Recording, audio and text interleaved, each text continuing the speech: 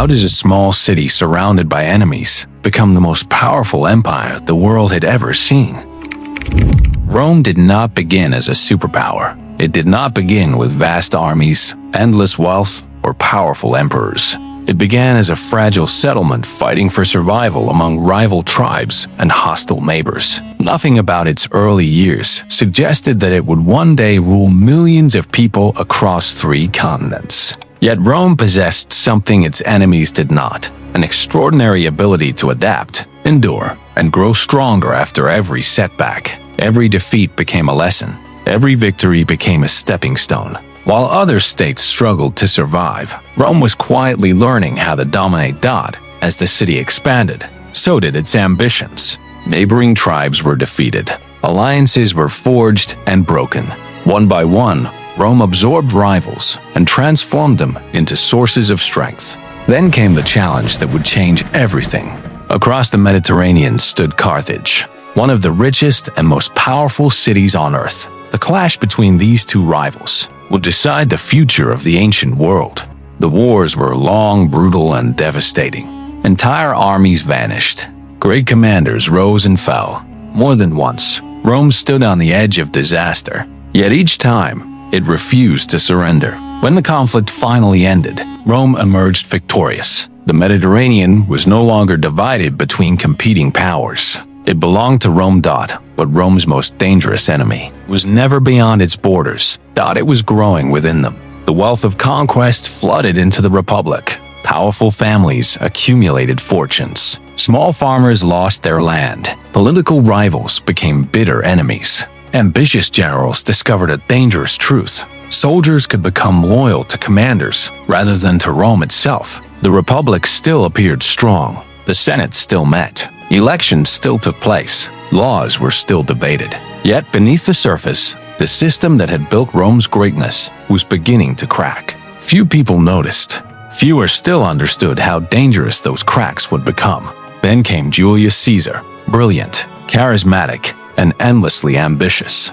Caesar understood the weaknesses of the Republic better than anyone alive.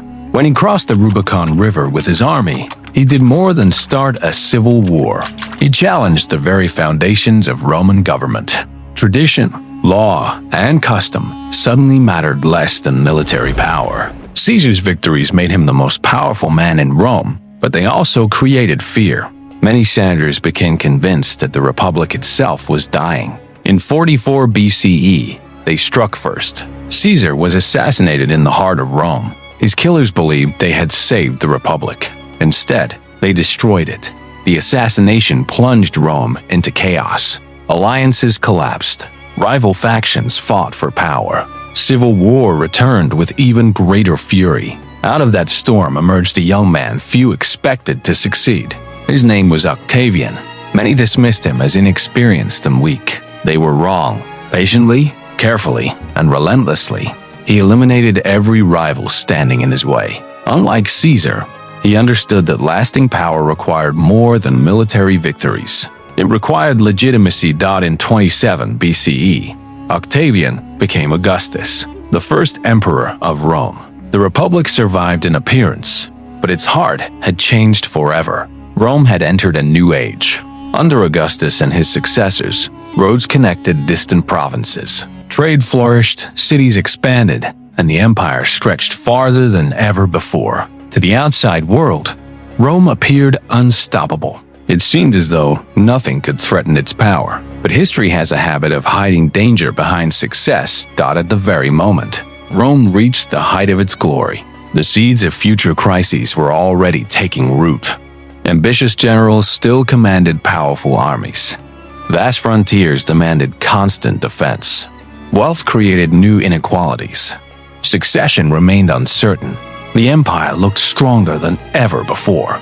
Yet beneath the golden surface, pressures were building that would one day test whether even the greatest empire on earth could survive its own success. At its height, the Roman Empire seemed unstoppable. Its armies guarded vast frontiers. Its roads connected distant lands. And its authority stretched across continents. To millions of people living within its borders, Rome appeared eternal. Yet the greatest danger facing the empire was not a foreign enemy waiting beyond the frontier. It was the growing pressure building inside the system itself. By the 3rd century, Rome was becoming harder to govern. Armies demanded more pay, borders required more soldiers, and every crisis from plague to famine sent shockwaves through the empire. Emperors rose and fell with alarming speed as ambitious generals competed for power. The throne was no longer secured by tradition alone. It increasingly depended on military support. As political instability spread, confidence in the empire began to weaken. Wealthy landowners retreated behind fortified estates. Merchants worried about unstable currency, and ordinary families struggled with rising burdens. Rome still looked powerful from the outside, but beneath the surface, the foundations were beginning to crack. The government continued to function, taxes were still collected, and laws were still enforced. Yet the empire was slowly losing the stability that had made it great. Rome was no longer fighting a single enemy. It was fighting the accumulated weight of its own success. Once again, Rome attempted to adapt. Emperor Diocletian launched sweeping reforms to restore order, reorganizing the empire and strengthening its administration. Constantine expanded these changes, founding a new capital at Constantinople and shifting the center of power eastward. Christianity, once persecuted by the state, became an important source of unity for an increasingly diverse empire. For a time, these reforms worked. The government became more efficient. The military became stronger, and stability returned. Yet survival came with a cost. Taxes increased, bureaucracy expanded, and society became more rigid. Rome remained powerful, but it was no longer the same empire that had conquered the Mediterranean centuries earlier. Meanwhile, new pressures emerged along the frontiers. The groups Romans called barbarians were not a single invading force. They were many different people seeking land, security, and opportunity. Some arrived as allies, others as refugees, and others as enemies. Rome often negotiated with them, recruited them into its armies, or fought them in battle. Yet as challenges multiplied, the empire struggled to respond quickly enough. Political disputes slowed decision-making, resources became stretched, and local problems increasingly turned into imperial crises. The western provinces suffered most, farther from the centers of power and more vulnerable to disruption. They found it increasingly difficult to recover from repeated shocks. Then came events that shattered Rome's image of invincibility. In 410, the city of Rome was sacked, shocking a world that had long believed the Eternal City was untouchable. Another sack followed in 455, reinforcing the sense that something fundamental had changed. Rome still existed, but the aura that had surrounded it for centuries was fading. The empire's enemies had not simply breached its defenses. They had broken the belief that Rome could never fall. By the late 5th century, Western emperors often possessed titles without real authority, while powerful military leaders controlled events behind the scenes. Communication weakened, revenue declined, and institutions that had once held the empire together struggled to survive. Finally, in 476, the last Western Roman emperor was removed from power. To many, it appeared that Rome had fallen. Yet the story was more complicated than a single date or event. Rome did not vanish overnight. The Eastern Roman Empire continued to thrive, preserving Roman traditions, administration, and law for centuries. Later emperors, including Justinian, would even attempt to restore parts of the lost Western territories. Although the dream of a united Roman Empire faded, its influence remained remarkably resilient. That is what makes Rome unique in history.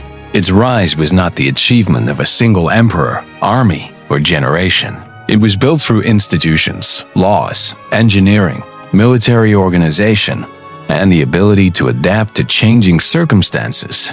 Those strengths allowed Rome to dominate the ancient world for centuries. Yet the same complexity that made the empire powerful also made it vulnerable when challenges multiplied faster than solutions could be found. Rome's armies conquered nations. Its engineers conquered distance.